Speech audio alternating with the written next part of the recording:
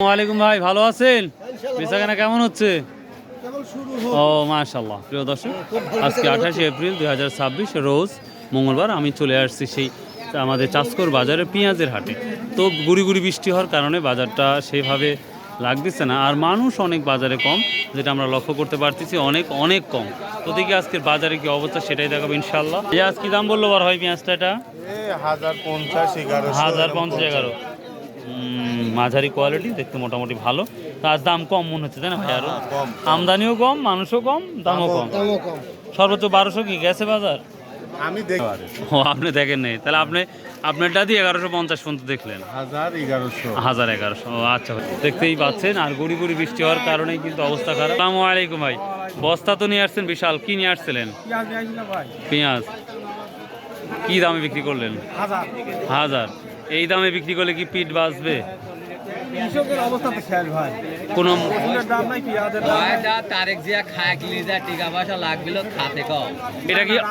এটা কি বেশি আমদানি হওয়ার কারণে, মানে বেশি উৎপাদন কি বেশি হওয়ার কারণে এই অবস্থা? উৎপাদন তারও কম হয়েছে এবার তুলনামূলক কম হয়েছে। মেলা কম। তাহলে কম হওয়া সত্ত্বেও আমরা দাম কেন কম পাচ্ছি? এটা হচ্ছে তারেক জিয়া জানে কি জন্য কম হচ্ছে, আমরা কম কিন্তু এটা কি বাইরে থেকে কি এলচি আনতেছে? না কো আমরা এলসি তো দেখি না, এলসি তো দাম নাই। আল্লাহ মাফ করুক। প্রিয় দর্শক, এইখানে একটা পেঁয়াজ পেয়েছে, এটা কত বললো আজকে? এটা 1000 বলে। হাই রে আল্লাহ রে আল্লাহ। কৃষক যেটা কিনতে যাচ্ছে সেটার দাম তো ঠিকই পারতেছে। হ্যাঁ খালি বাড়ালে আর পাচ্ছি নি আমরা, ডিজেল পেট্রোলের তো অভাব দেখছি।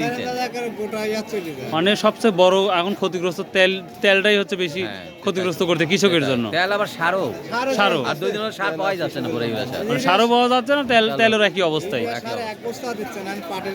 ভাই ও তো বড় দোকানদার।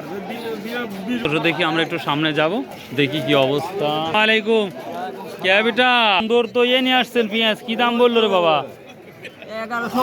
1100। কি দেখেন নাই এইভাবে বিক্রি করলে খরচটা উঠবি কে রে বা? সবই বুঝেন, এবার আমার তো কৃষকের শেষ। এক মন পেঁয়াজ বেশি যদি হাফ বস্তা সারই যদি না হয়।